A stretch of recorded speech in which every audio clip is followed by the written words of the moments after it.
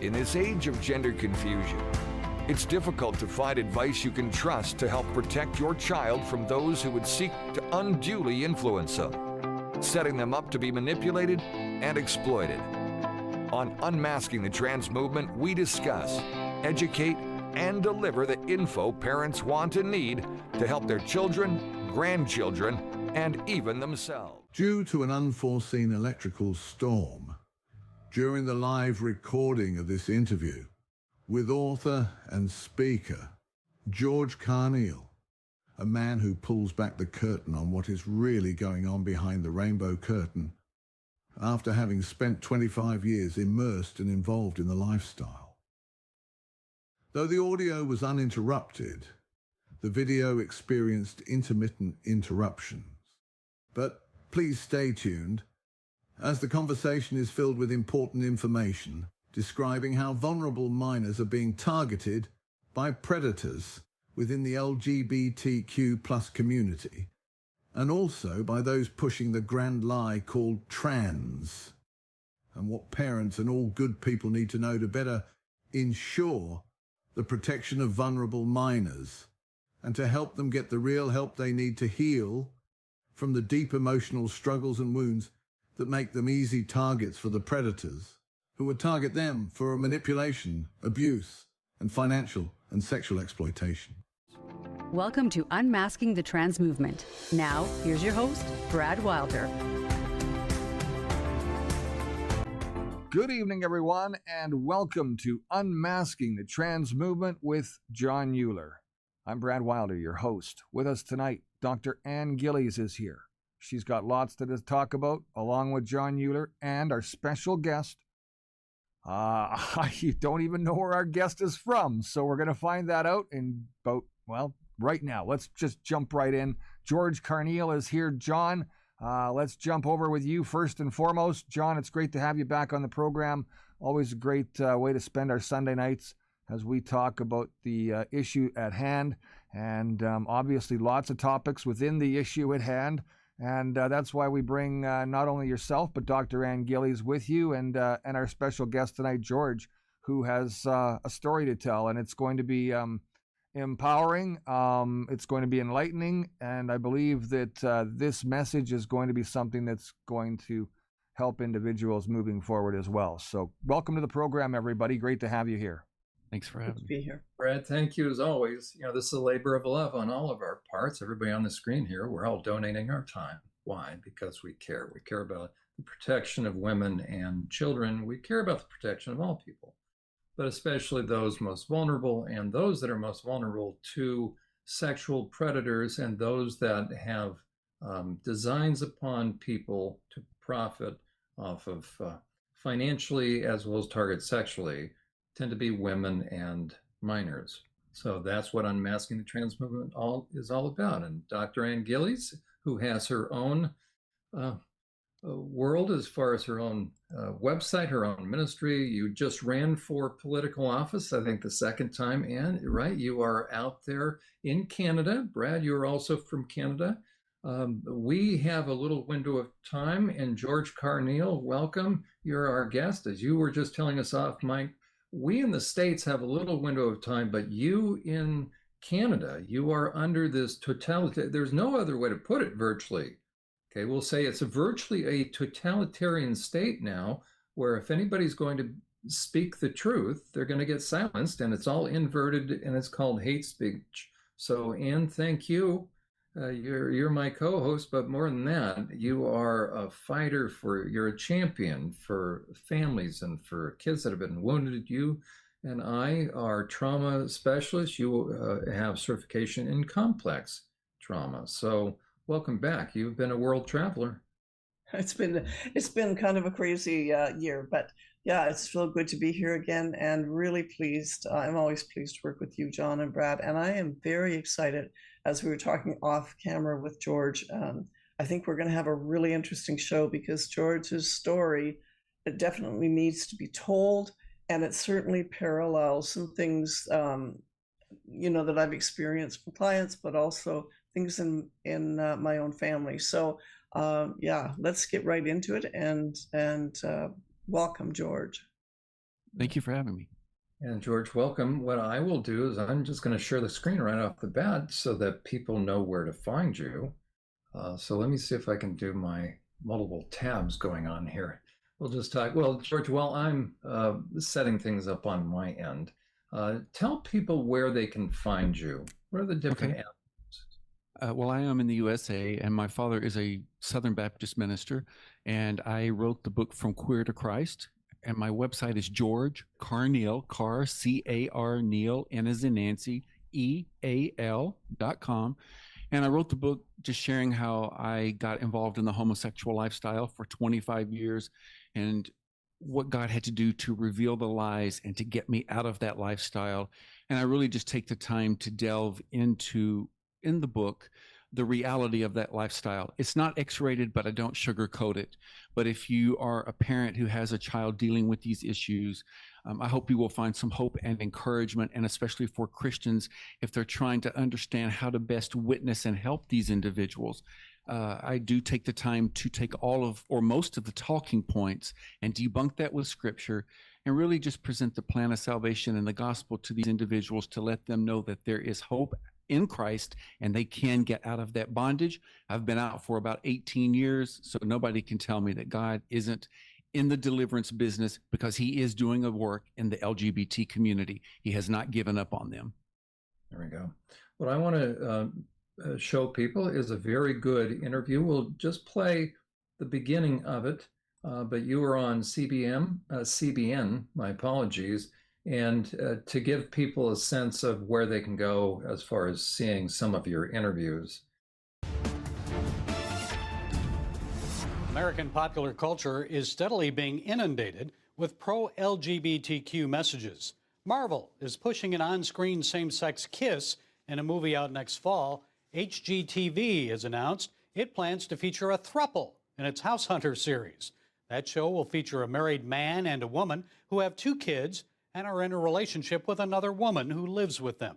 And then there's AOC. The New York Congresswoman recently pledged allegiance to the drag on RuPaul's Drag Race All-Stars show. I'm Alexandria Ocasio-Cortez, and I pledge allegiance to the drag. Here to set us straight on these cultural influences from the LGBTQ community is George Carneal. Raised by a Southern Baptist minister, Mr. Carneal spent 25 years immersed in the homosexual lifestyle. He is author of the new book, From Queer to Christ, My Journey into the Light.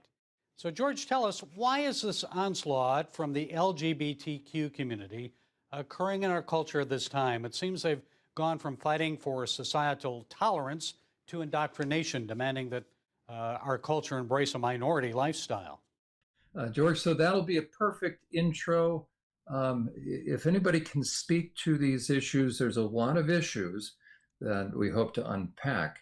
So let's talk about both in the US and then certainly what's going on in Canada right now. Talk to us about why the push into the culture in such a radical, aggressive, assertive way, the pushing boundaries. The best thing I can say, well, we know when you're living in a godless society and they hate God as it is, and they're really targeting the children. This is what I want to do.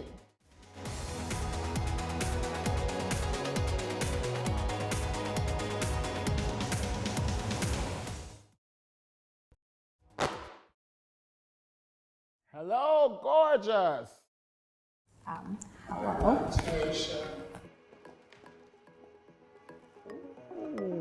My advice to you is keep going. Learn your lyrics well. Give them face, give them choreography, give them a lot of energy. They will always remember your energy. Left foot forward. There you go. And chest up, head up. When you give them your face, just do it like it's a rainbow sweep, as in you're gonna take in all of this wonderfulness. Just like, there you go. Diva in the making. I love it. It's because of people like you that I'm here. You are my replacement. And you're gonna be wonderful at this. You're gonna have lots of fun with it. and it's going to take you to a lot of wonderful places. Take voguing classes. Oh, you take voguing classes? By the time you turn 12, you are going to be a weapon of mass devastation.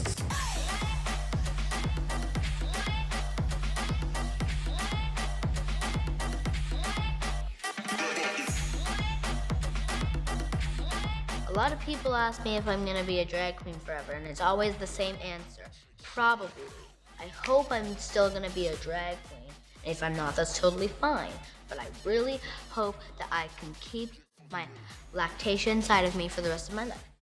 I was about 17-ish when I decided, well, not really decided to change my gender, just kind of started questioning. But I wasn't really sure if that's what I wanted, but then I met a bunch of older people who were like 30 plus, who were like, I was explaining how I was feeling, and they were like, oh, you're transgender, you're a man. And I was like, oh, okay. I mean, I didn't have a community, I didn't have a family.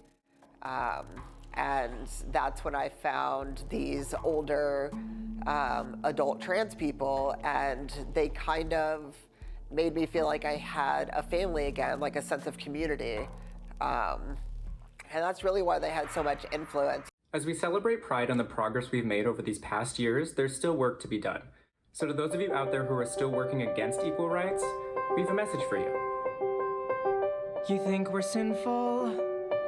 You fight against our rights. You say we all lead lives you can't respect. But you're just frightened. You think that we'll corrupt your kids if our agenda goes unchecked. Funny, just this once, you're correct. We'll convert your children. Happens bit by bit, quietly and subtly, and you will barely notice it. You can keep him from disco, warn about San Francisco, make him wear pleated pants, we don't care. We'll convert your children, we'll make them tolerant and fair. At first I didn't get why you'd be so scared of us turning your children into accepting, caring people, but I see now why you'd have a problem with that. Just like you worried, they'll change their group of friends. You won't approve of where they go at night to protests. Oh, and you'll be disgusted so gross when they start finding things online that you've kept far from their sight, like information. Guess what? You'll still be alright. We'll convert your children, yes we will. Reaching one and all, there's really no escaping it. 'Cause even grandma likes RuPaul. And the world's getting kinder. Gen Z's gayer than Grindr. Learn to love, learn to Vogue, face your fate. We'll convert your children. Someone's gotta teach them not to hate. We're coming for them. We're coming for your children. We're coming for them. We're coming for them. We're coming for your children. We're coming for them. Your children will care about fairness and justice for others. Your children will work to convert all their sisters and brothers. Then soon we're almost certain your kids will start converting you. The gay agenda is coming home. The gay agenda is here. But you don't have to worry. Cause there's nothing wrong with standing by our side. Get on board in a hurry. Because the world always needs a bit more pride. No, you don't have to worry. Cause there's nothing wrong with standing by our side. Get on board in a hurry. Because the world always needs a bit more pride. Come on, try a little pride. We'll convert your children. Then we'll turn to you, giving up the fear.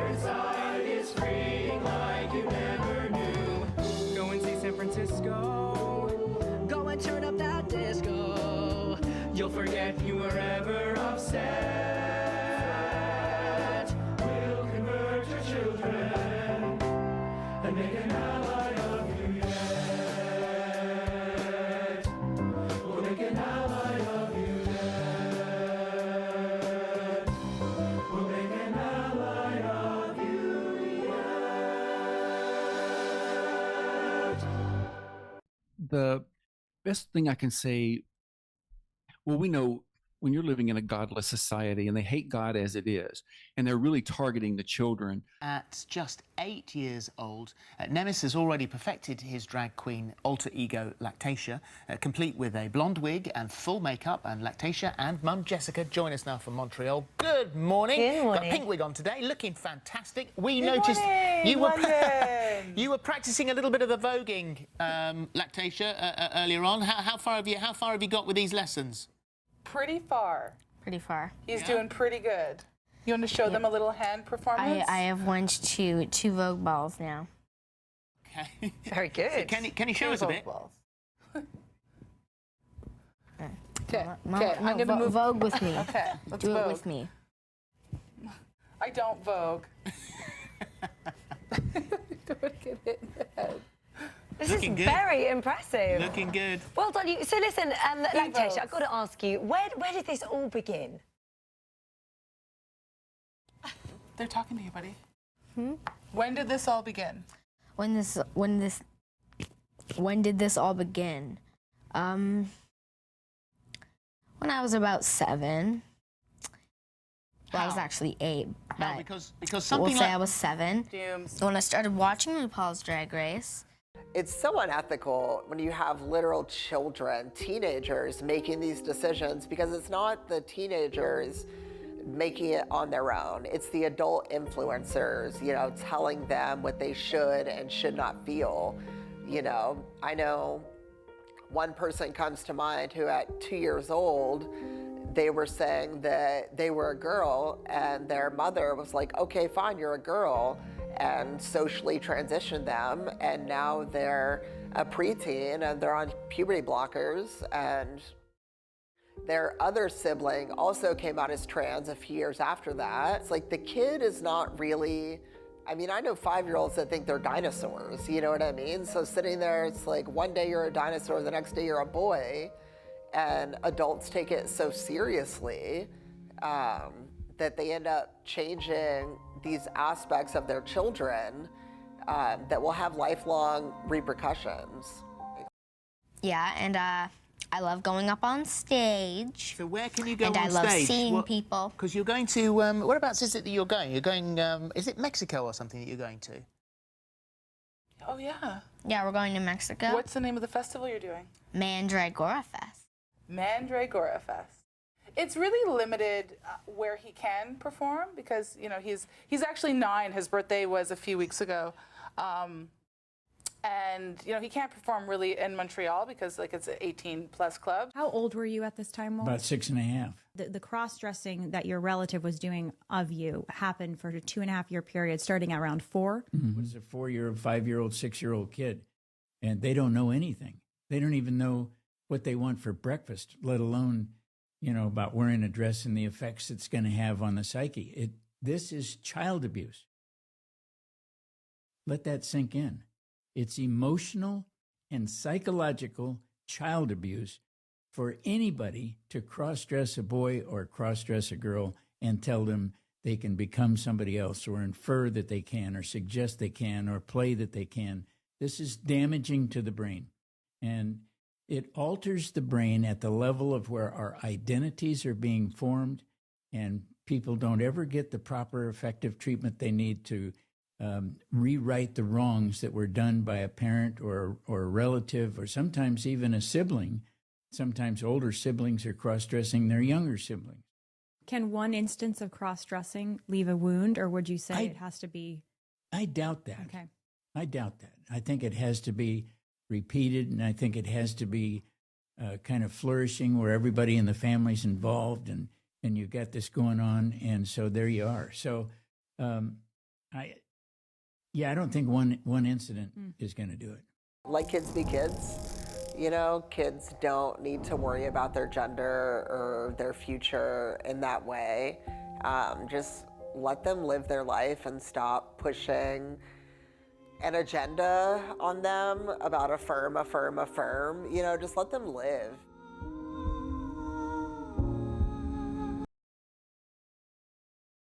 You gonna be a drag queen forever? Yep, I'm gonna be a drag queen forever. I always say maybe, but yep, I'm gonna be a drag queen forever. Hope so. Walt, I gotta ask. I know we were touching on it earlier, but it's. I think it's a big question because it's happening a lot. There's a lot of moms today. I know one through a friend of a friend that are transing their kids or thinking their son is a girl. Their son says he's a girl, so they're dressing them as a girl. And the dads are involved and maybe okay with it. But is there some women that really, it becomes this agenda for them to do this? They think they're doing their child a favor. It sounds like your grandmother really, it was more than a game for her. She did it every time you came over, it sounds like. I can't get into her head on it, so I don't know. She drank a lot. She seemed to gain some enjoyment out of it. But let me be clear. No parent should ever cross-dress their kid and affirm them and be, as you say, a mom transing their kid. Then the mom actually should be taken out of the home and given counseling because the kid is being destroyed by mom. Why do you think, if you can share, and if it's okay if you don't have a hypothesis on this, why do you think, maybe you can't get in your grandma's head, but why do you think some women, it seems to be a trend today, almost, it's happening more than it's ever happened before, want to do this, want to support their very young child, sometimes their 2-year-old, in cross-dressing? Yeah, because if they bring this up in a conversation among other people, then they can tell you they're smarter than you are because they have a trans kid and they're much more open to things and they are psychologically helping their child. And the opposite is true. Mom is nuts and they're destroying their kid. And it's so hideous. It's institutionalized child abuse. It's not about the plight of gender-confused people. I had a very difficult childhood, severe neglect. My father was struggling with his own sexuality and gender. He would talk to me in strange ways, inappropriate ways about women's bodies. And we see it, I think, in older men that transition. Disturbing kind of flaunting of it. Do you think that doctors should be a little warier? The amount of young men, ridiculous that they would even be considered for transition. How far did you go with transitioning? Did you go? I went all the way. Whole hog? Yeah. I was so dissociated and so f***ed up that I didn't even comprehend the utter total brutality I'd inflicted upon my own form.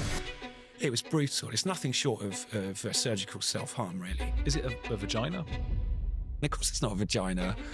I think that this is fundamentally an attack on truth. And my story is just so complicated, I couldn't possibly get into all the nuances. The point is I was in and out of the closet, in and out. And by the time I moved to the lower mainland of British Columbia by the city of Vancouver, which is a very metropolitan liberal city, right? Then I sort of was able to start expressing myself in a more open way once I got out of certain situations. Again, that gets into the complications.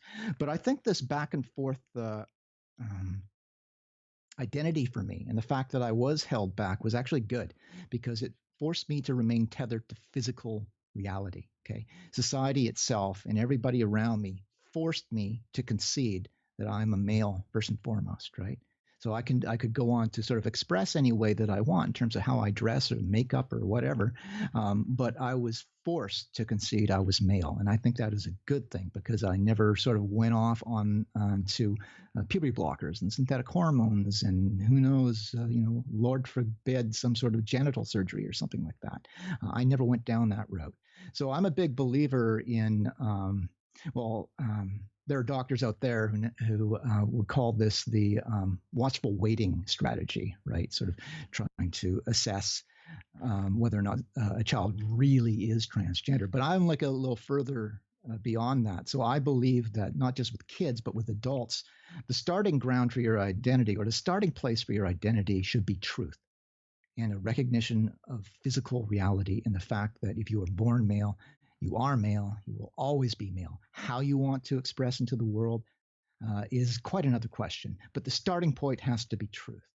It's pretty easy to get surgery and testosterone.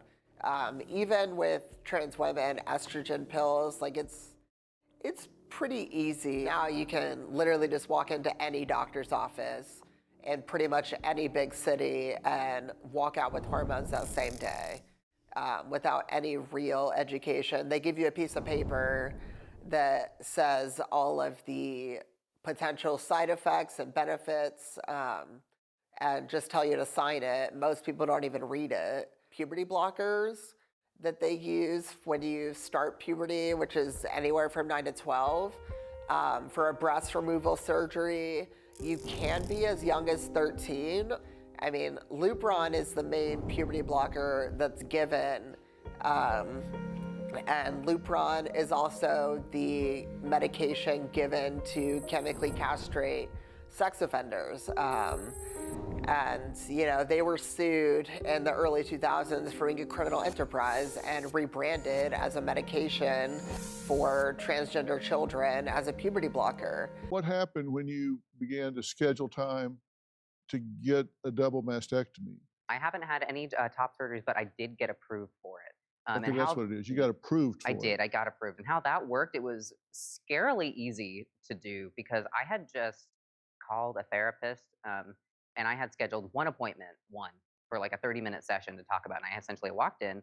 I said, I identify as transgender and I want to get top surgery. And we chatted for a bit, maybe for half an hour. And at the end of the session, she wrote me an approval letter to send to my insurance. And then I got approved just like that. When you first started, you went in, you said to Planned Parenthood. Yes. And they gave you testosterone immediately. Yeah, I essentially just made a phone call and said, I want to transition. And it was immediately given. I got a prescription and went to pick it up like a week later. Did they ask you questions? Did they do any psychological testing? Did they ask you why? What was your motive? It was completely self-diagnosed. Well, self-diagnosed. I claimed that I had gender dysphoria and I wanted to transition, and they didn't really ask me any questions about it. I just called them and I said, when can I get this? And they just said they needed to write me a prescription for it and send it. And that's essentially you what had happened. no proof that you were I never gender saw a therapist dysphoric. about it. You didn't. Yeah, I didn't talk to anyone about it. Nobody medically professionally. I had just looked up. I did some like trans research, I guess, into the transgender community and everybody online, and they just seemed so happy and successful. And at the time, I didn't see any information on detransition or any like the negatives about it. And so I kind of got completely wrapped into that. I've seen, 5 or 6 therapists over the last 20 years. I've seen like 4 psychiatrists and like 5 doctors. None of them helped me dig into my past and understand my trauma. I had to do that shit myself. And then when I did, it's like everything came into color, all into focus. I had no idea about any of the side effects. No one, my doctor, my therapist, my surgeon, no one explained any of the long-term side effects of transitioning. I was born biologically female. I began transitioning and taking hormones when I was 18 years old. Growing up, I couldn't pinpoint what my issues were, and then I realized that it might be a gender issue. When I turned 18, I did go to Planned Parenthood. I just stated that I had gender dysphoria, and they gave me testosterone a week later. Before I went on hormone therapy, I wasn't required to see any therapist or any sort of a doctor at all. So about 1.5 years after I was on hormones, I decided to see a therapist about getting approval for top surgery. I walked in on one appointment for half an hour, and then she emailed my insurance for approval, just like that. Even at this point, when I was passing as a man, I still had these doubts in the back of my mind that said, what if you're wrong? What if you made a mistake? In the end, I decided not to do the surgery. At that point that I decided to detransition and live my life as a woman again. Even as an adult, it took me a long time to figure out who I was and who I wanted to be. Kids especially need to see a therapist before making any sort of permanent medical decisions like going on hormone blockers and surgeries especially. I mean, they don't even know what they want for dinner the next day, let alone what gender they are. The biggest mistake that I made was that I did not get the right amount of therapy or medical advice needed. These days, if you tell a parent if their child thinks that they might be transgender or has gender dysphoria, to wait and really consider it and maybe seek other therapy, you're just seen as transphobic now because you're not accepting people. We also interviewed more than 30 detransitioners who say they also had experienced regret including these 4 who hadn't met before now. How many of you feel that you were blindly affirmed? I didn't get enough pushback on transitioning. I went for 2 appointments, and after the second one, I had my letter to go get on cross-sex hormones. 2 visits? That's it? All 4 tell us they learned about transitioning on the internet, where there are transformation videos on YouTube, trans influencers, and forums. I've just never been able to be me, but I can now. For Daisy in Chicago, who says she started taking hormones at 18, everything was great in the beginning. After every step that you take, every milestone feels like $1 million. When I got top surgery, I was elated. When I changed my name, I was elated. But when everything that I had set out to do was done, I still felt incomplete. Garrett from Baton Rouge, Louisiana, went from taking hormones to getting his testicles removed, he says, in just 3 months. Yeah. It's all of these psychologists who are just failing me, and I'm watching moral cowardice, and it's nauseating. So we were taught that if a child comes to us and they are experiencing extreme gender-related distress, which, by the way, is very real, and I have compassion for people who have a deeply felt incongruence between their sex and how they perceive themselves and want to be perceived. I am trained that for when a child comes into my practice, let's say they're 12 or 13, and they say, let's say that they're a girl, and they say, I am a boy. It's my ethical obligation in this profession to affirm them in their belief and to not act as a gatekeeper for their medical treatment. That's what you were taught. That is what I am taught at this university, and that is what is being propagated down from the psychological governing bodies in this country. Yeah, which is so sad because I've talked to so many detransitioners. I'm sure you've heard their stories. Yeah. And every single one says that there was a therapist who didn't ask questions, that checked off the boxes. And these therapists are so often hand-selected by the local gender clinic and then recommended by the local gender clinic. And so you're only going to the therapist that will completely, uncritically affirm this person's choice. And if they say, I also am anorexic, or I also have bipolar disorder, or I'm also on the autism spectrum, the therapist is not supposed to question whether that person really has gender dysphoria or whether they are really transgender. They're supposed to ignore all of that and say, yes, here is your letter of recommendation to go on puberty blockers, cross-sex hormones, get your breasts cut off, even as a teenager. That is what not everyone in the therapy world, but a significant chunk of the therapy world is doing today. And it sounds like it's because that is exactly what they're taught to do at universities. Yes, exactly. That is by design in this profession. And there are great therapists out there who will ask deeper questions and will walk with a child who has gender dysphoria and provide them good care. But those individuals are going against the ethical standards and guidelines in our profession. And they're taking a risk by doing that. If you question this at all, you get labeled really quickly, correct? You do, immediately as transphobic. Why do you think that is? I think that a lot of the transgender community, they push so much for acceptance that when you immediately, or anytime you start to question them, even if it's out of the kind of goodness of your heart to try and make sure that they're making the right decision, anything that goes against their narrative is just immediately labeled as transphobic. What happened after your parents found out? Now you go to grandmother only on supervised visits. Yeah. What happened next in your life? Yeah, well, my dad obviously he was a Los Angeles auxiliary policeman. He was a judo expert. He was an industrial salesman, strong guy, great guy. He decided that he was going to knock the dress out of me with heavy discipline. And so he was he was laying on some pretty hard discipline with a hardwood floor plank when I did anything wrong. He was really trying to do like a blacksmith would do to iron that you put in the furnace and then put it on an anvil and then shape it. He was trying to unshape the damage that Grandma did. He was only causing more damage because it was such severe discipline. I finally understood that my gender dysphoria was actually caused by my father. He was a meth addict. I had no idea until a few years ago when I asked my mom, and that was a huge part of it. He constantly struggled with his own masculinity. Like, he always acted like he had something to prove. All of his deep insecurities that he refused to face manifested externally and projected it onto everyone. Even his own son, right? I always remembered being absolutely terrified and hating being around my father. I developed this really intense coping mechanism of just disassociating.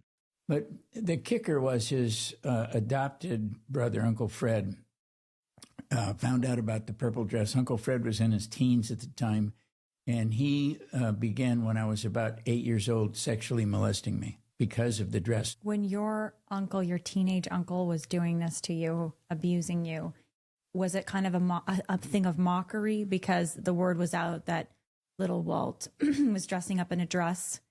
Can you share more about that? I just think for him, it was, who knows, but it probably just seemed like I was fair game. You going to be a drag queen forever? Yep, I'm going to be a drag queen forever. I always say maybe, but yep, I'm going to be a drag queen forever. Hope so. Well, we know when you're living in a godless society and they hate God as it is, and they're really targeting the children, I think it's their hatred of God, the family unit, and just pushing the perversion. I really have to look at it as a spiritual battle, because those of us who understand that the enemy from the demonic side of things is trying to destroy everything that God deems good and to pervert and twist that, while at the same time making everything that God's word deems evil and wicked, pushing that to the forefront and making that okay and normalizing it. It's just really the flipping of good and evil. And it's a spiritual battle that we're really dealing with. From the online publication Redux, Top Trans Medical Association collaborated with Castration Child Abuse Fetishes, written by Genevieve Gluck. The now completely discredited World Professional Association for Transgender Health, WPATH, the international association which sought to set the guidelines for the medical transitioning of children, was found to have been collaborating with participants of a fetish forum that hosts and produces fictional child pornography and extreme sadomasochistic content. On December 3, 2021, WPATH released draft guidelines which included, for the first time, the category of eunuch as a protected gender identity. WPATH's updated 8th edition of their Standards of Care, SOC, which recommends medical treatment and services for those with a self-declared gender identity, describes the relationship between eunuch-identified people and other transgender people. The document states, eunuch-identified people may share with other gender-diverse people a desire for reduction or elimination of masculine physical features, masculine genitals, or genital functioning. It also goes on to claim that eunuch-identified people may suffer the same minority stress as other stigmatized groups, and refers extensively to research collected from a hardcore fetish site called the Eunuch Archives, a site that features child sexual exploitation fantasies centered around stopping little boys from going through puberty. The Eunuch Archive began in the late 1990s in collaboration with body modification e-zine, BME, and was initially hosted on the same site. BME achieved some notoriety in the early 2000s for a viral video titled Pain Olympics, which featured men mutilating their genitals on camera. Prior to the official launch of the archive itself, members would congregate on a Usenet forum by the same name, which advertised itself in a news group dedicated to sadomasochism, alt.sex.bondage, a discussion group credited with coining the acronym BDSM in 1991. In the newsgroup alt.eunuch/questions, members shared castration fantasies, offered services, traded castration photos and videos, sought to connect with young men to feminize, asked for advice on chemical castration, and recommended doctors willing to perform surgeries without psychiatric evaluations. An FAQ document published at the beginning of the site's development recommended several other torture and bondage pornography forums for users to share images and request cutters. Notably, Usenet forums were the target of the FBI's first investigations into internet-based pedophile rings, as it provided a space for organizing and exchanging of child sexual abuse materials, including written pornography. In WPATH's draft Standards of Care, the Eunuch Archive's Fiction Archive is directly acknowledged and named. But the document does not mention the large amount of stories within the archive that directly involve the sadistic sexual abuse of children. The stories primarily focus on the eroticization of child castration. In some, little boys request the procedures themselves and express gratitude to the adults who performed the operations. In others, children may be forcibly castrated under extreme duress. Some narratives contain violent, sexualized depictions of children with stunted puberty being raped by doctors, written in sickening detail. Within the protected fiction archives, there were over 3,000 stories involving minors, including the explicit sexual abuse of children.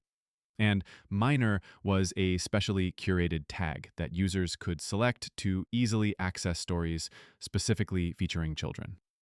The fictional pornography includes themes such as Nazi doctors castrating children, baby boys being fed milk with estrogen in order to be violently sex trafficked as adolescents, and pedophilic fantasies of children who have been castrated to halt their puberty, freezing them in a childlike state. There are many potential benefits from transitioning from male to female. You can get sexual excitement from having a feminine body, the superiority of female aesthetics, access to the transbian dating pool, because you're a transbian, full body orgasms, multiple orgasms from penile stimulation. You will feel your emotions stronger and be happier on estrogen. Your breasts will become sensitive. Being able to attract cis lesbians if you become attractive enough. Being able to attract high quality males for sex. Softer. You are a sissy. You embrace your sissyhood with open arms. You love being a sissy. You have always been a sissy. You will always be a sissy. You embrace your sissy self with pride and joy. Your femininity grows stronger every day. You are soft, delicate, and beautifully submissive. Symmetrical, bitch.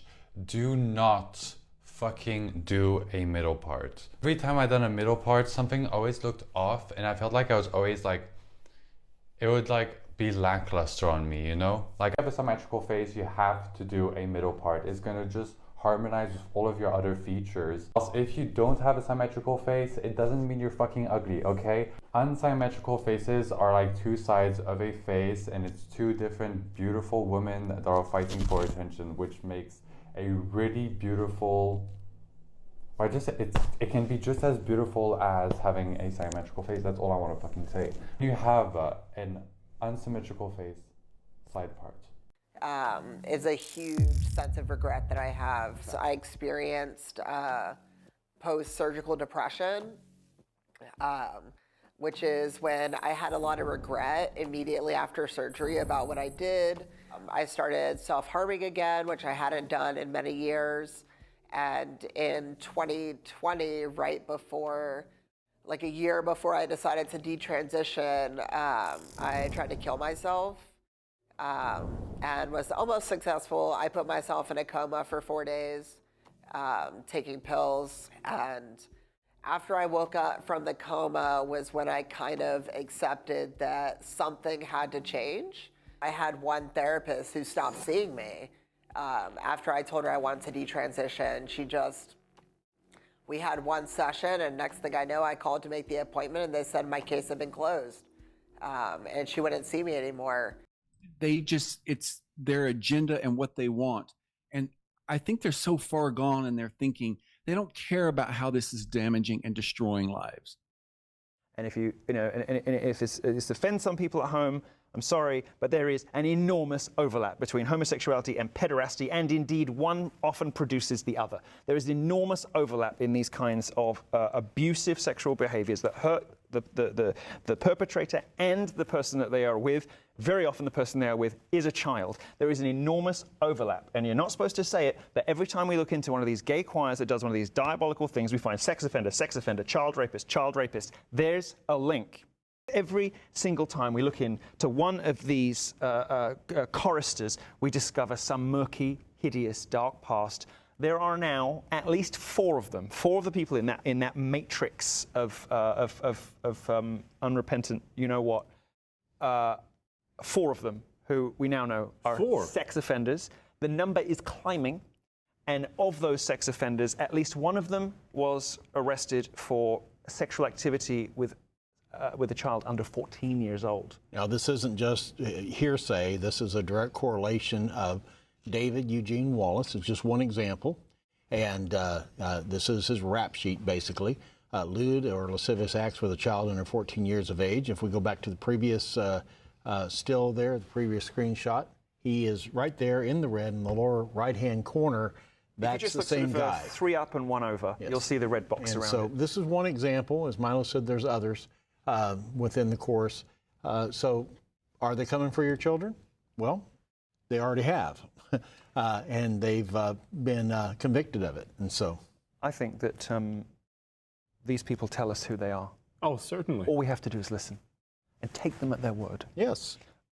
It's a spiritual battle that we're really dealing with. So even if we are battling the LGBT activists and the lawmakers who are fully in supportive of this, even the woke Christians, they really have no idea what they are supporting. And I wish the lawmakers would actually listen to the ex-LGBT individuals, especially the gays, lesbians, and those who are leaving the trans or detransitioning. If you listen to our horror stories and what we've been through, I would hope that they would stop for a moment and, with a fair-minded attitude, rethink their position in supporting this, because the activists don't care about the children and the young men and women whose lives are being destroyed. I have been there, not ever in that culture and not with those politics, but I know the world that they're living in, the world of people trafficking, of self-abuse, of drug taking, all manner of other horrible things that I can't say on a family show. I know how deep and sick and dark and horrible it is, and clambering my way out of that. The thing that really makes me furious is the double standards, the hypocrisy. I mean, it gives you a clue into the psychology, like, you know, the statement they put out when they took this video down about, oh, we've been getting vicious calls, you know, all the rest of it. Are you surprised when you told America's parents that you were going to be coming for their children, that you got a couple of phone calls saying no thanks in some quite fruity language? Like, oh, we've informed law enforcement, we're getting death threats. It's a cry-bully dynamic. This aggressive, taunting, triumphalist, smug, threatening demeanor that immediately twists and contorts itself into wailing victimhood. This is a key to understanding the psychic break that has happened in these individuals that's left them like this. There isn't a single normal person in America who watched this and thought, good on you, mate, nice one, more of that, please. Nobody except the most ingrained, broken, politically compromised lunatics. I mean, it's, you know, the fact that they publish it, the fact that anybody thought that it could possibly be a good idea to publish it is chilling and terrifying. Because the activists don't care about the children and the young men and women whose lives are being destroyed. It's their agenda and what they want. And I think they're so far gone in their thinking, they don't care about how this is damaging and destroying lives. So George, could I ask you a question? Maybe take it back a few steps, and because we see young people being targeted strategically, and through our education system and social media, just it's coming at them left, right, and center, even young children. But can I ask you, for you, I mean, you've been out for a long time, out of the LGBTQ, but you were embedded in that, and I will call it a lifestyle, an alternate lifestyle, for a lot of years. What do you see as the, I was going to say trigger point that led you into it, but you may not actually have a trigger. It may have been a series of events that really seemed to capture your heart and said, you know, so that it came to you that, hey, I must be homosexual, or, you know, what was it? What did you see as some of those indicators? It was a series of events for me, and I'll try to make this quick. When I was growing up, I remember in first grade being attracted to a little boy and a little girl in my first grade class. But as I started to progress through school, I was bullied relentlessly from the boys, and I was really rejected and an outcast. Yes. Also, I had a very distant relationship with my father. He was not very demonstrative in his love. And because of the demands of his ministry, he wasn't always home. So I was very deficient in male bonding. Yes. As I went on through the school years and was dealing with the bullying and the physical assaults and one guy threatening to slit my throat, it was just constant. I was on edge all of the time.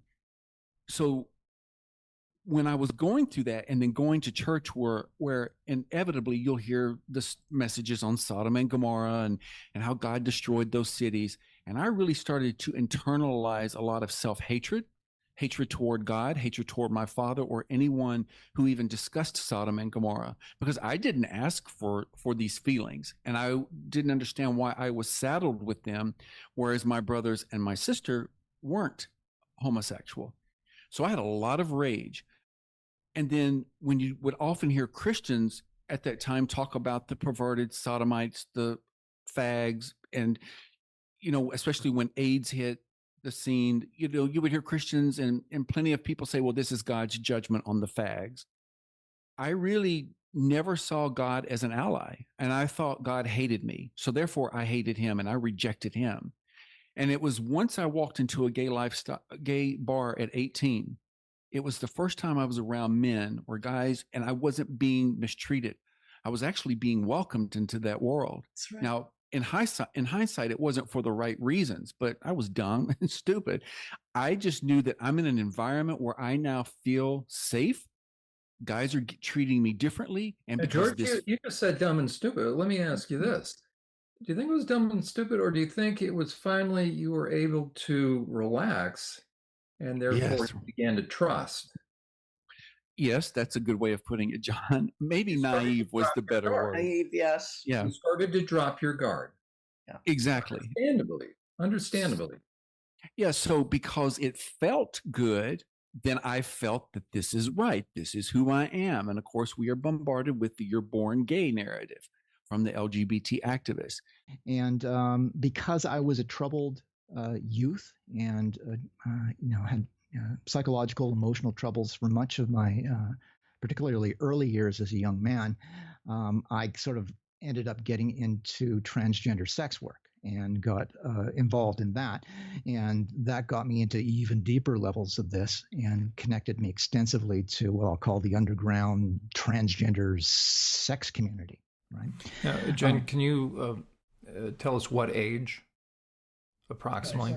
Well, I got into that when I was in my early 20s. And I was sort of, I would say, lured into that by some people who were sort of in that sort of what we'll call bisexual LGBTQ underground community. It wasn't until I became addicted to that lifestyle. And my having sex with men was not about being rebellious against God as much as I craved male attention. I was so deficient in that. And I had a lot of trauma as a child as a result of what I went through. And I will always state this: when it comes to the LGBT community, it is a broken community. And that is not said in a condemning way. I care about the community. I have a lot of friends in that community. But if you get to the root core issues, you're going to find a lot of shame, rejection, trauma, a lot of pain, abuse, physical, sexual, emotional, otherwise, verbal. And so I think where the LGBT community gets it right is they basically reach out to all of the misfits, the outcasts, the geeks, what they would deem the losers, those who are misfits. And they say, come on in, we will welcome you. And so when you are so desperate as a teenager to want to fit in somewhere and belong, that becomes attractive. As a matter of fact, do you mind going into that a little bit? Because my contention is that for those who have found themselves in alternative lifestyles, especially for men, my contention is that because you either have the aggressor or predator or those being preyed upon. And pornography plays a tremendous role in both.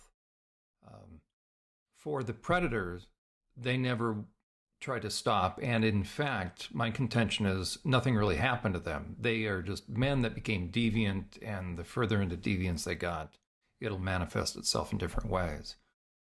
What are your thoughts about what I just said? And then how do you think that may have played a part? Because I think that's crucial for people to understand, especially for guys that end up going into, you called it sex work, some will call it prostitution, you know, whatever label you want to put on it. Because when I was working in the prison on the psych staff, we had a number of guys that were transgender that I would say are legitimate in the sense that they would never harm a child, they would never sexualize a child, but they were busted in one way or another connected to prostitution. Right. Well, so first of all, like, and I have to be careful with the language here because I am always getting into public sparring matches with leaders of the LGBTQ community locally. So I have to be very careful on how I phrase things. But it should be understood, I think, that within the, particularly the gay community, and when I was growing up, like when I was a young, so tween, right? There were no women who were trying to lure me sexually. Okay, there were, and I encountered at least two gay males who were, probably in their 30s. I don't even know how old they were, who began sort of seeing me as this wayward, lost, wild creature that they could lure into their lair, right?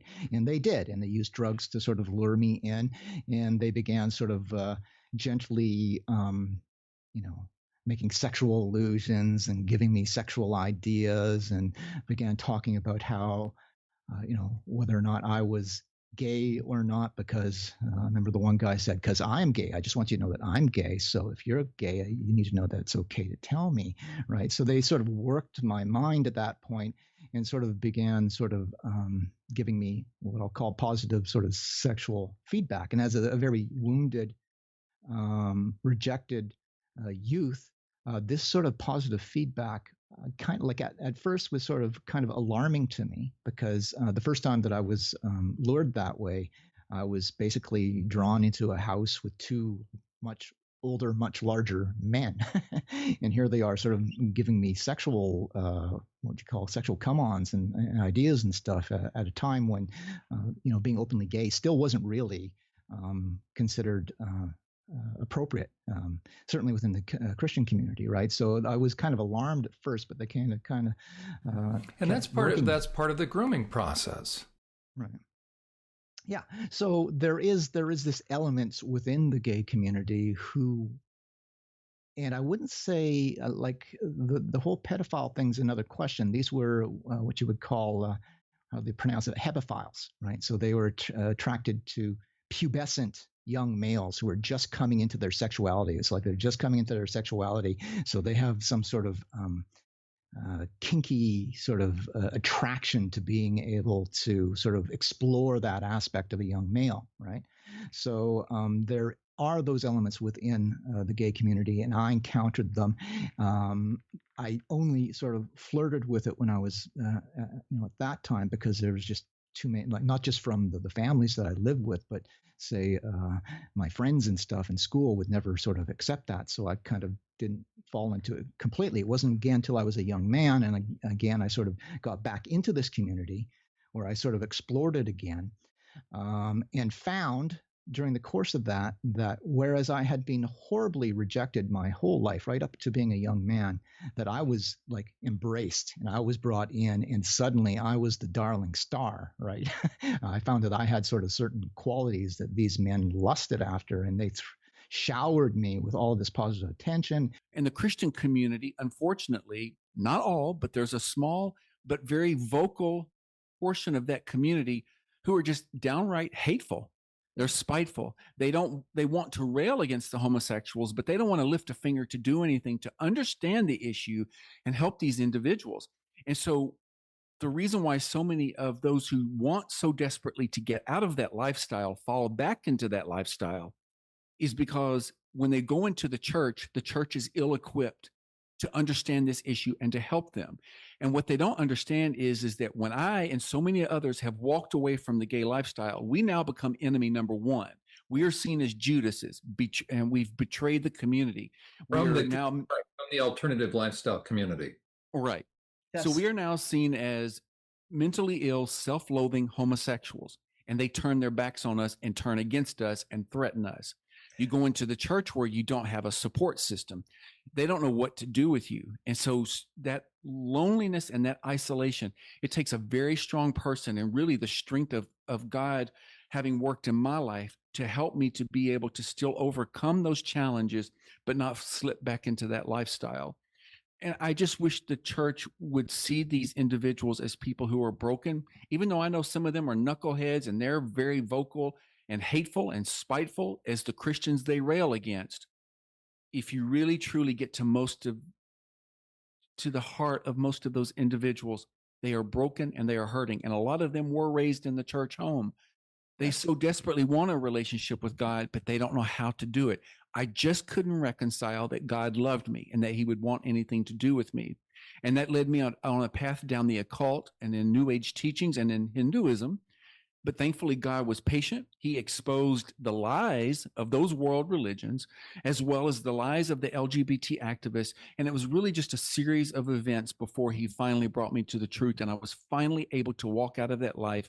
And of course, with the help of the Holy Spirit and really proper biblical counseling, I was able to deal with a lot of those root core issues, which changed what was driving the behavior. And that's why I am where I am today. So all praise to the good Lord above. There you go. Now, before we go to this, John, can I just, I want to just make a couple comments to what George has said. You're absolutely right, George, regarding trauma and in that community and the number of Christians who raised in the church, let's put young people raised in the church who just kind of gravitate toward the LGBTQ. And I don't know, I'm going to put a plug in for this. I don't know if you're familiar with Restored Hope Ministries and Ann Edwards. Yeah, so I'm speaking twice next, the 20th of June. And the first one is a workshop, very interesting, on how trauma affects spirit, soul, and body, because it is so important that we understand the root.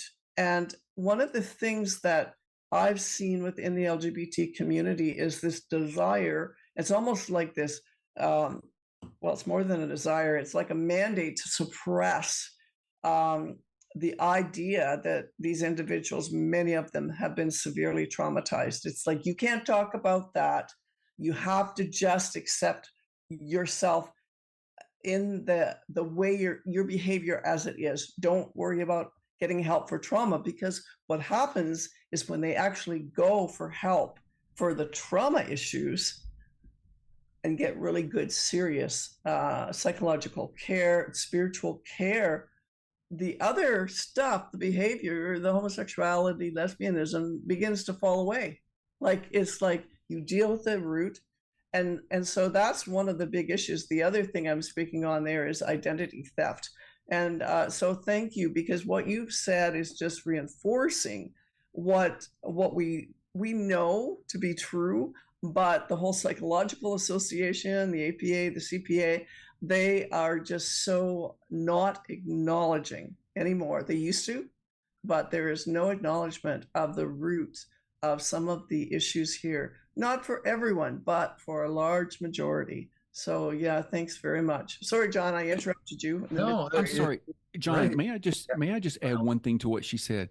And what they don't also acknowledge is the trauma you go through once you get into that lifestyle. Oh. Because that's a whole nother battle in and of itself, because when it comes to the lesbian side of things, the domestic violence, which they don't talk about, the gay men, the domestic violence, it's worse in the lesbian community. But you've got what we call in the gay vernacular, these bitchy, gay, caustic queens who want to try and tear you down. And that's why so many, you've really got to be on your guard. You've got to learn how to quote read people when they're ready to try to check you and take you down a notch. So there's a viciousness that goes on within the LGBT community that a lot of people don't know about. It's not this love and bubblegum and unicorn and glitter and rainbow kind of fantasy world that they think it is. There is a viciousness within that community. Back at the age of 17, JoJo Siwa came out to the public as a lesbian. And in recent months, we've discovered she no longer identifies that way at the age of 22. And she is in a public relationship with Chris Hughes, who she met on the set of Celebrity Big Brother. This has been incredibly controversial for people who are fans of her, people who are haters alike, and some people consider it hypocritical. Much of the LGBTQ community is lashing out at her for denying her true identity as a lesbian, and they're saying she needs to come back out of the closet. Miley Cyrus was one of those people who joked about it. But I saw a recent TMZ video where they interviewed JoJo about her new relationship and all of the commentary on it, and she is quite literally glowing, and it's not just the light that they're blaring onto her face. She can't stop smiling. She is even dressing in a different way. She just looks more conventionally attractive. She's not going around in costumes all the time with rainbows everywhere. She seems to be really growing up into her own and becoming an adult and maturing. And her response to all of this backlash is, I think, quite mature. She's not lashing out back at these people. She just thinks that her relationship should speak for itself. And I want to play this video. About 40 seconds in is when she comments on it. Okay, here we go. The thing is love is a beautiful rainbow, and I think that the LGBTQIA community needs to remember that love is love, and I think the hate from within the community is something that I've learned a lot from, and I think that a lot of people get to grow from, and I'm one of those people, but I think that it just, again, I get to be an example of love is love, you can be happy, and Hi Divas, how are you guys? talking about how love is love. Oh, okay. Yeah. But she's beaming. I mean, you can tell she's happier when she's now in a relationship with a man. And I think this is the natural way of things. Now she has just done an interview with Daily Mail talking about the pressure she faced from the gay community to join the cult, essentially. She said, I was pressured into calling myself a lesbian, and she told the truth about her relationship with Chris Hughes and the ex, Kath Ebbs, who she publicly dumped, who is a female that identifies as non-binary. So basically, this is the comment that's going viral from it. She said, when I came out at 17, I said, I'm pansexual because I don't care about gender. But then I kind of boxed myself in and I said, I'm a lesbian. And I think I did that because of pressure. In a weird way, I think it came a little bit from inside the LGBTQ community at times. I think she was kind of groomed into identifying as gay for a lot of different reasons. One of them being that she's a child star who was raised on a reality TV show. Colleen Ballinger, who ran the... I forgot about that. Holy crap. Yeah, the Miranda Sings YouTube channel. She had inappropriately close friendships with a lot of her fans, JoJo Siwa being just one of them. And a lot of people blamed Colleen Ballinger for that. JoJo Siwa, you know, eventually identifying as gay. Perhaps Colleen's influence had something to do with that.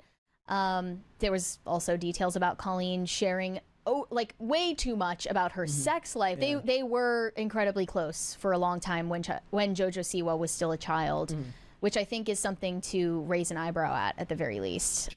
So there's a viciousness that goes on within the LGBT community that a lot of people don't know about. It's not this love and bubblegum and unicorn and glitter and rainbow kind of fantasy world that they think it is. There is a viciousness within that community, not to mention people who are HIV positive who don't even disclose that and sleep with these young men, and they're now HIV positive.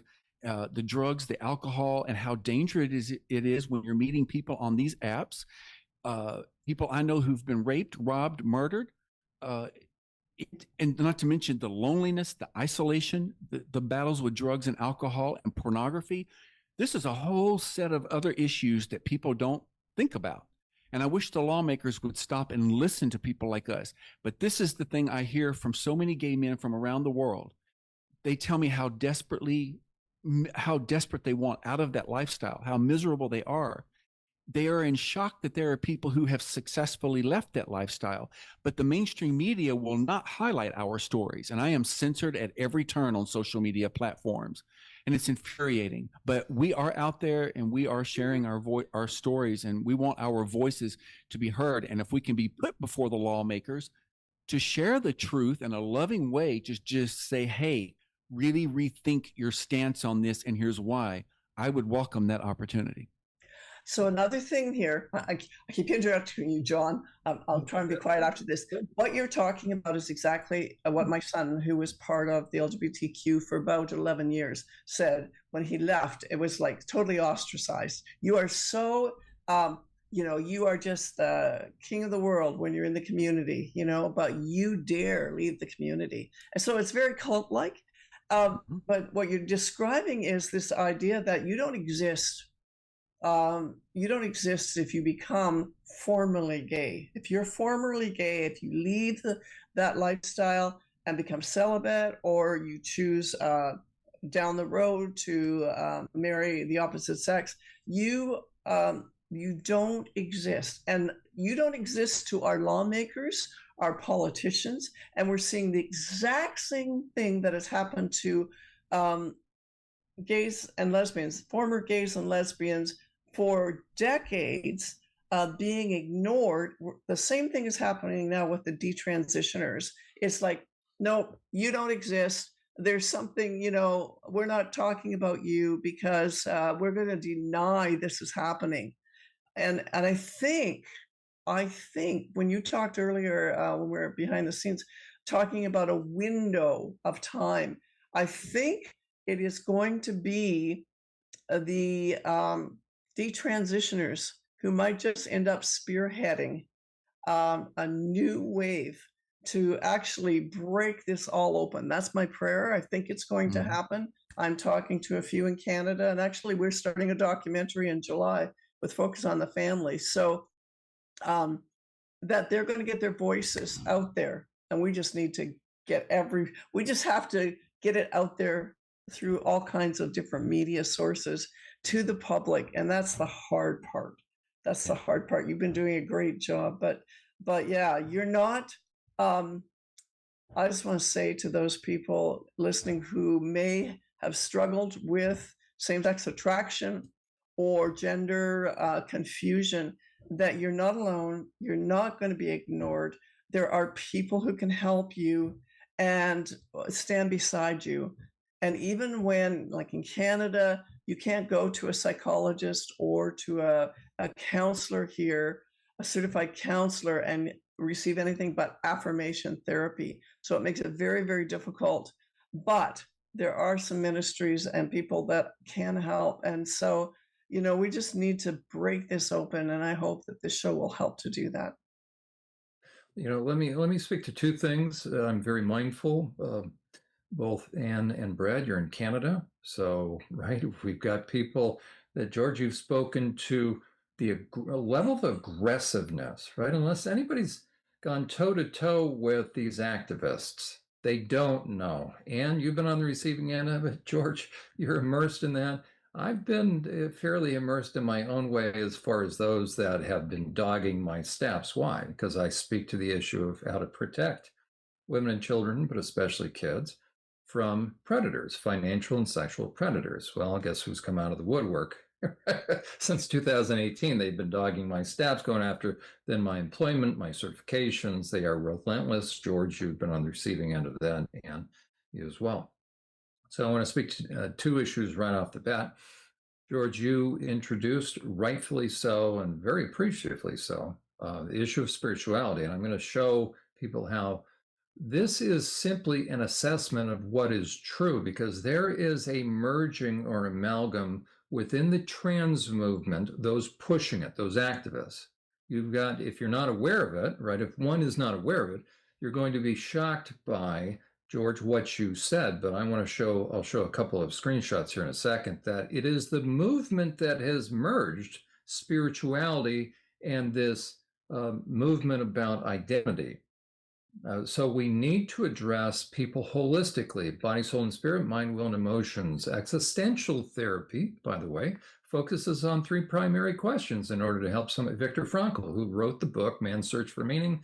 His family and he went through the Holocaust experience. He was a psychiatrist, and he has surmised that unless somebody can answer 3 primary questions, they will not be able to be whole or settled on the inside, reducing anxiety, which is, where did I come from? Why am I here? And where am I going? So we are in line with, even in this discussion here, main psychological thought. We're not going to sit there and let someone try to say, oh, there they go.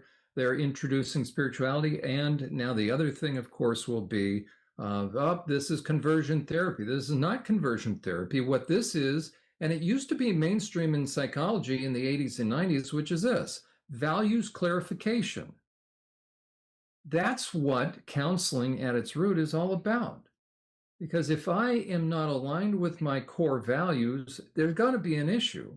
Yeah. And what's happened in the field of psychology, because of all the pressure from the activists, suddenly therapy can no longer be therapy. We have to just sit there and shake our head as professionals, rather than begin to help someone explore possibility of trauma, or where did these thoughts come from? And by the way, a therapist doesn't set the goals. In the counseling center, right? Somebody comes in and a therapist, a normal therapist, will say, what brings you in here? What do you want to look at? Tell me, why are you here? So a therapist is there to help reflect and help challenge and explore in order to help that person. They've come to us. I'm a therapist, right? They come to us, or they come to a pastor, but obviously if they're going to a pastor, it's more spiritually minded. But still, if I can't have a way of looking at, where is this difficulty, where's this struggle, where's this angst, where is this internal unsettledness coming from, then I, as a helping professional, am not helping.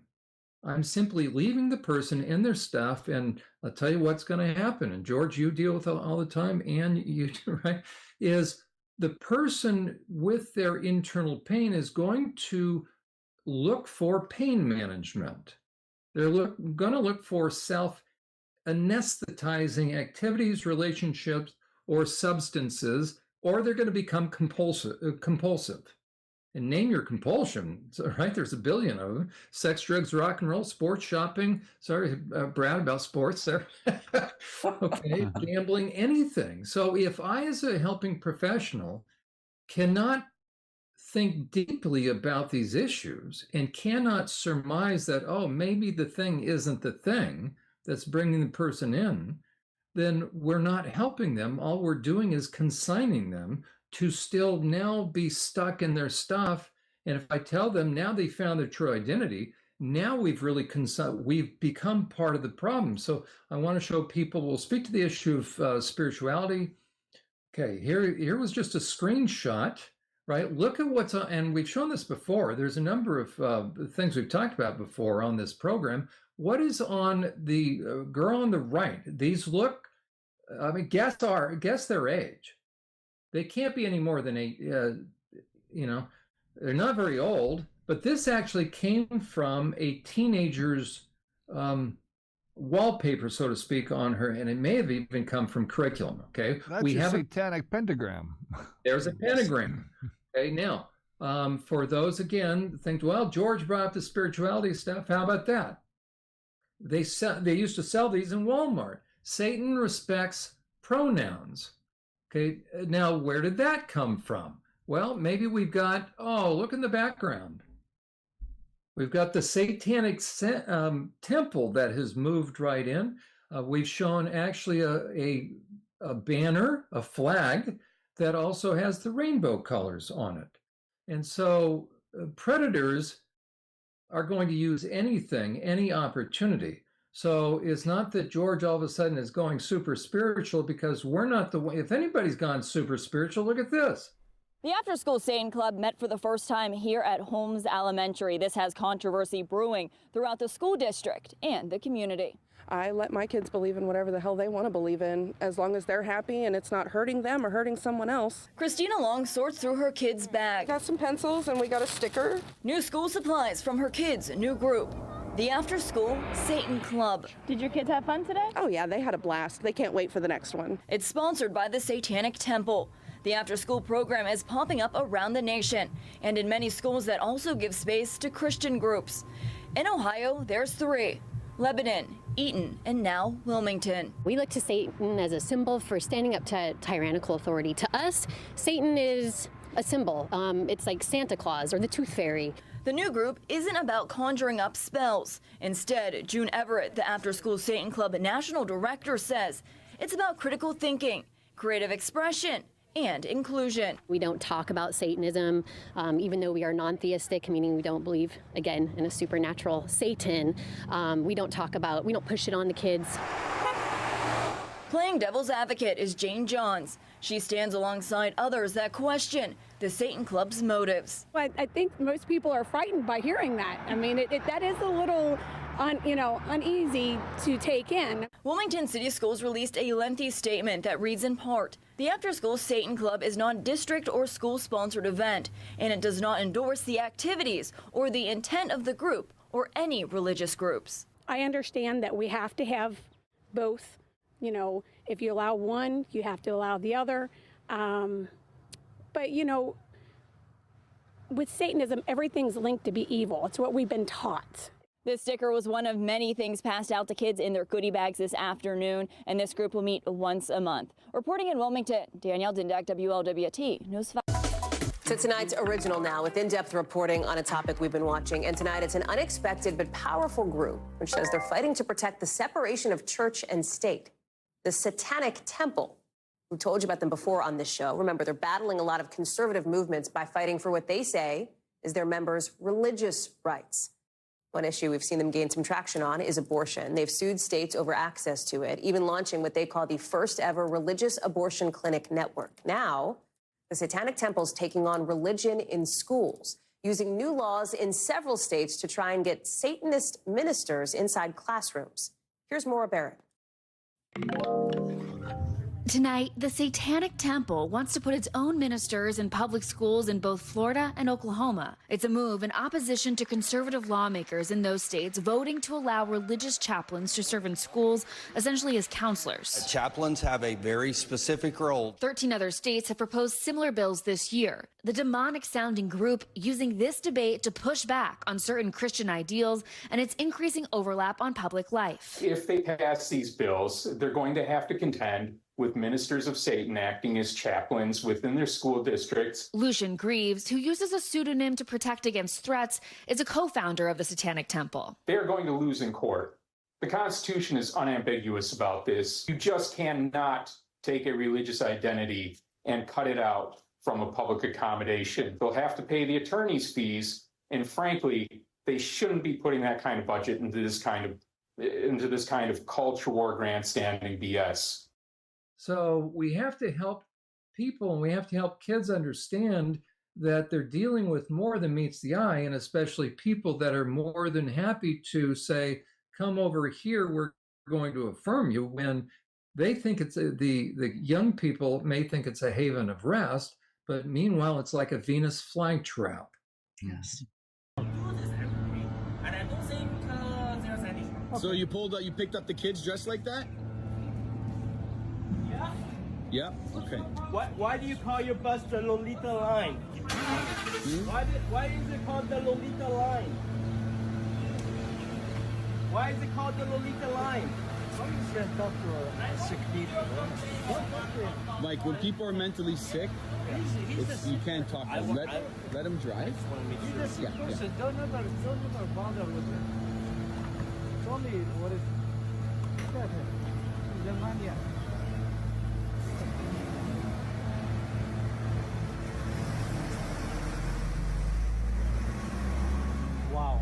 George, your thoughts about any of that? Absolutely. That was part of the reason why I had a sex addiction and really medicated through drugs and alcohol as well. Sleeping with men and the drugs and alcohol was a way for me to temporarily get out of my head. I was in so much pain and depressed and suicidal, and I did attempt to take my life. And if you knew the number of gay men who are now involved in Satanism, it's alarming to me. But sadly, when they don't feel that there's a God who loves them, you guys may not know this, but there are gay men who will intentionally seek out other HIV positive men and sleep with them so they can then become HIV positive, because at that point, then they can just go sleep and they don't care about their lives. And in Very fact, self-destructive, very self-destructive. it is a very self-destructive lifestyle. And sometimes the men will wear those radioactive symbols that you would see on hazmat suits and stuff. But what that does is it's sending a message to the others that I am HIV positive. And that's what that means.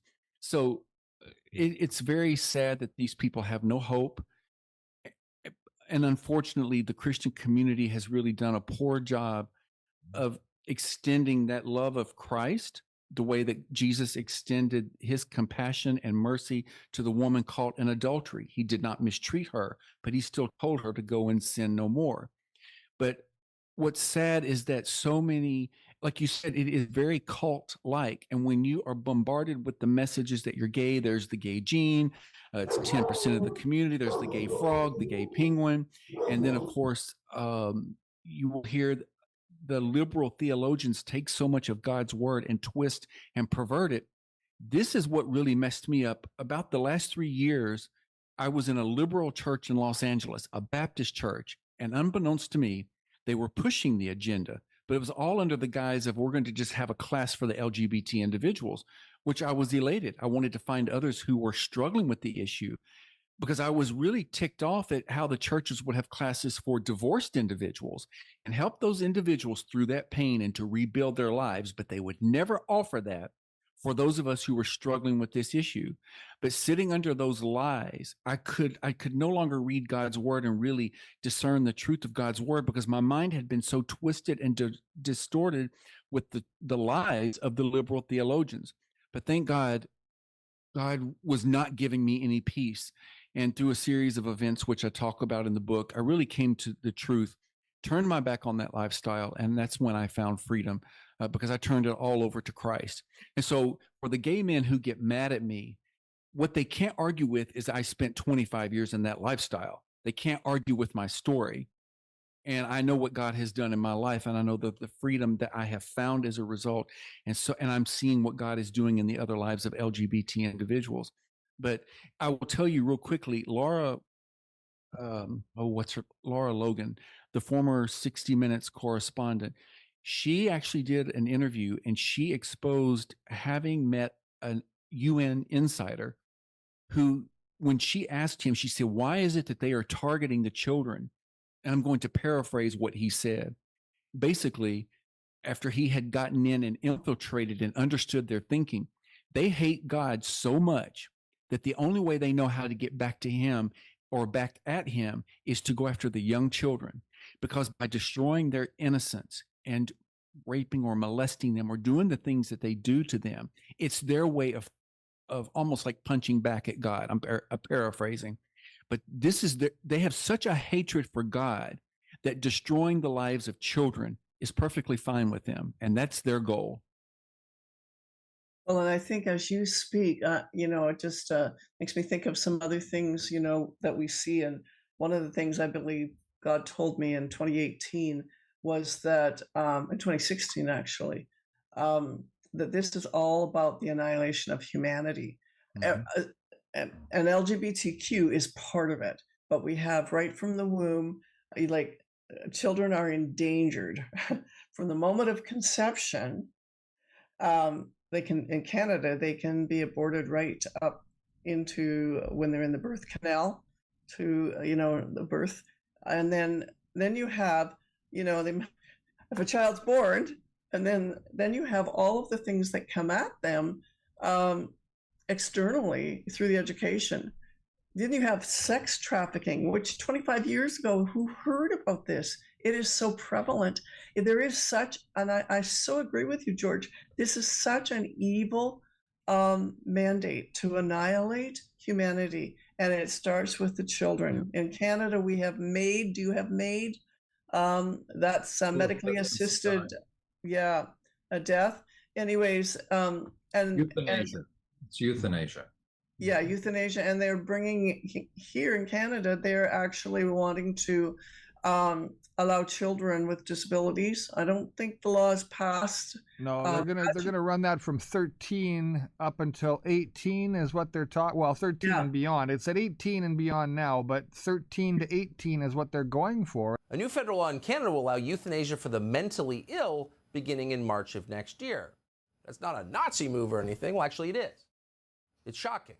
Dr. Mark Siegel joins us tonight to assess. So, Dr. Siegel, after the Second World War, there was a lot of thought put into how can we prevent the medical establishment, which has all this power, from going completely off the rails as it did in Europe in the 30s and killing weak people. And yet we seem to have forgotten all those lessons, and now we're seeing it again. What is this? Tucker, it's not just the homeless, and you said the mentally ill. At the program north of the border, which I'm always afraid is going to spread somewhere, is medical assistance in dying. Euphemism, right? Started off in 2016, 1,000 deaths. It's 31,000 total so far, 10,000 last year alone. Thousands of physicians participating. We are at the bottom part of the slippery slope that those of us that were opposed to this in the beginning were talking about. Because at the beginning, when we were debating this back in 2015, it was communicated to be, something that was empathetic of people who were dying of terrible, awful, painful, torturous diseases, and it was going to give them a quick way out of an unsurvivable terminal illness. And now we have the Canadian government debating whether mature minors, these are kids that are 13 years old, can access MAID. We're debating whether people with mental illness can access MAID. So this is, we are on the slippery slope, Canada. This is what we were talking about back in 2015. All it took was 10 years for the government of Canada, I will say they are demonic and evil government of Canada, to go from, this is going to be so rare. It's going to be so rarely accessed and used by the people. Only the sickest Canadians are going to have access to this. To kids can do this without parental knowledge or consent. 10 years. That's all it took. Yeah, that's as we have caught up to the most extreme jurisdictions in the world, like Belgium and Holland, in like warp speed in just a couple of years. So as you said, this went from people whose deaths were foreseeable, usually within 2 weeks of death. It's a sad state we're in here in Canada with that happening. Kids are going to be able to make decisions that they shouldn't be allowed to make. And the same thing is happening with their gender. Yeah. Well, and even if a child is depressed, and not disabled in some way, but just depressed. And so, and without their parents' consent. Can you imagine? Yeah, this all goes on at school, George. They'll say this, the counselors will take them, notice they're struggling, and it could be just that they don't like the way that their hair is done, and all of a sudden they're set up for the MAID program because some counselors read in way deeper than they ever should have. And again, these counselors at the school level aren't real counselors, in my opinion. I mean, they're great at helping kids through a lot of situations, but the reality is that you go to somebody like Dr. Ann Gillies when you're looking for real help. And I'm not sure about Canada, but here in the US, there are recorded instances of where if a young boy, for instance, even hints that he thinks he might be a girl, the counselors will start grooming him for that 9 months, pushing him in that direction, and they don't have to notify the parents. And then one day the parents come home and they're blindsided by the fact that their boy thinks he's a girl. And there have been teachers who've actually said on video, we know we only have 9 months to groom these children. They know exactly what they're doing. They're despicable, and I can't talk. My blood. So they bring up every time I think about it. So they bring up groomers from the States out of California to come up here and present all of this ideology to Canadians, from the teachers to the school boards to the parents. Even they've attracted some of the like-minded parents, but are they really like-minded, or are they just going along to get along? There's a lot of that goes on in this country, and I think that's why we're still not standing on the street corners screaming at the top of our lungs about our situation and the tyranny that we're faced with. But look, we're here to protect the kids, and John says it every show. John, do we hate anybody? Right? No, not at all. We're all about the protection of women and children. And as a matter of fact, George, let me bring this up. I want to go back to a couple of screenshots quickly. You said, referencing kids, okay, what age category is going to wear Satan respects pronouns? And less people don't understand the importance of what you've said. Ann and I have talked about it, Brad as well, but since you're on our program, okay, if you think this is about love is love, the question is this. What can't you see in front of your eyes? That's the dangers, because if you can't see this, then you can't see that. Yeah. Right? If we cannot use our intellectual and our intuitive faculties, and that's what predators ultimately, and I don't care in what venue, what setting, they want us to discount our intuition. So eventually we think these are friendly men, but my 15 plus years working with sex offenders tells me what? That anytime you have a man that's willing to get naked with a child, or adults that play as though they're developmentally stuck, but with these 3 men, what do we know? We can't identify who they are. Can you spot whether or not any of these men are on the sex offender registry? And suddenly we say, what? I'm going to get out of this now, and I'm going to go into now one other thing to help people understand that what we're talking about is ultimately the dumbing down of intuition, which drops our guards. We're going to talk about the exposure of pornography, because in Canada, they call it SOGI, sex ed, sexual orientation, gender identity, call it 1, 2, 3. But ultimately, George, as you brought up, and here's a chart that I put together, I will decrease this. These are terms found in the ancient book of wisdom called the Book of Proverbs, as well as the Book of Psalms. So I like psychology, but I'm going to go with something time-tested. So in the Book of Psalms, Book of Proverbs, what it describes is a downward slope that if somebody gets off the straight and narrow, that's the blue.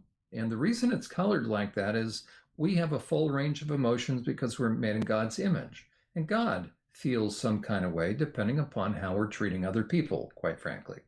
So as goes respect of other people, so goes God's feelings about us and others, okay? So the more I care about others, I'm in the blue. If I start to allow self to grow, it grows like a snowball, and I'll start to morph, and I become very different because I've taken the brakes off my conscience. I don't benefit from having a conscience. You benefit from me having a conscience. That's how conscience works. It requires us to have self-control. Why? So we're not negatively impacting somebody else. So this is the way in the Old Testament, so biblically, people were viewed. And at the end of Proverbs chapter 1, written 3,000 years ago, it lists 3 primary categories of people. Modern psychology comes along and they changed the term fool for, I would submit, psychopath, white collar psychopath here, or you can have the bloody psychopath. So as someone is taking the brakes off self, they morph through these different stages. And by the way, if somebody's familiar with Jesus's words in Matthew chapter 7, verse 6, he says, don't take what is special, give to dogs, don't cast your pearls before, and there's swine. Okay, so we're not to interact with, we're not to have dealings with, we're not to be snobbish, but we need to be mindful that the more somebody moves from left to right, they're going to become steeped in self. And if you meet a selfish person, right, you're probably not going to fare very well the more selfish they are. And we think if somebody moves from left to right, extreme right, they become easier to spot. Actually, they will, or they become harder to spot because they learn the art of impression management. And so they go into politics, the ministry, psychology, teaching, whatever. Okay, so they actually end up looking more normal. That's why they can look us in the eye in a news camera, and they can make promises they never intend to fulfill. And as Ronald Reagan used to say, you need to be careful when somebody says, "Hi, I'm from the government. How can I help?" Okay, now you overlay this. So what's a selfish person? More selfish somebody becomes, more into the red. They're going to be into self-gratification in whatever way. It becomes all about them, me, myself, and I. In this day and age, they're probably going to be getting into some form of pornography along with other things. Okay, and what people need to know is, from my work with sex offenders, is you can now overlay the progression into sexual deviance. And sexual deviance means that now a man is no longer normal. He gets an erection the more he knows somebody is being harmed or negatively impacted. That's not normal sexuality. Normal sexuality is in the blue, where you care about the other person. That's why if the mood isn't there, a guy cannot get an erection. The more deviant somebody becomes, and over on the right are the sex offenses, they can only get an erection to the extent that they're negatively harming someone. So now, George, let me ask you, as we think about keeping kids safe, and this is talking about the school system, we're thinking both the US and especially Canada now, what role do you think that degree of deviance and deviant people, male or female, but let's say men as well, that are driven to obtain what they want? So they now are very much objectifying somebody. What are they willing to do? And especially with guys that have gotten into pornography. And George, off camera, you referenced, listen, we also need to talk about the female predators. Absolutely. We've referenced Karen Bondar on our program. If she ever wants to come on, we can talk to her and we can ask her why she's made all these videos, especially her series on wild sex. And it's just saturated with very deviant innuendos or right in your face. Okay, so she's a female that has been doing this. Talk to the educator. Let's talk to lawmakers. Let's talk to those in positions of authority that can make a difference. What do they need to know when it comes to the entire issue of sexual identity, sexual orientation, gender identity, but the push into schools? Tell people really what's going on, especially with the material that's being put into kids' hands. Oh, there's so much to unpack there, so bear with me. There's my dump truck load of stuff. Other than that, go ahead. No, take your time. I will speak from me personally and then what I've seen. And you guys know this as well. It doesn't matter if you're gay or straight. You can start out smoking a joint and drinking a beer, but eventually, or looking at just a naked woman or a naked man.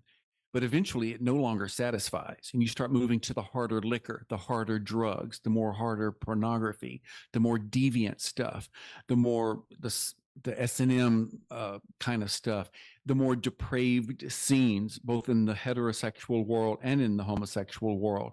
I've been in the clubs, I've been in the bars, I've seen a lot of stuff that I thought I would never, not so much even do, but I would be around or even knew that it existed. But I now know, even with the gay Satanists that I know of, it is sick and twisted what they are into and what they are doing. And it just gets more deviant. So of course, what I would say to the lawmakers, the adults will eventually get tired of doing this with other adults.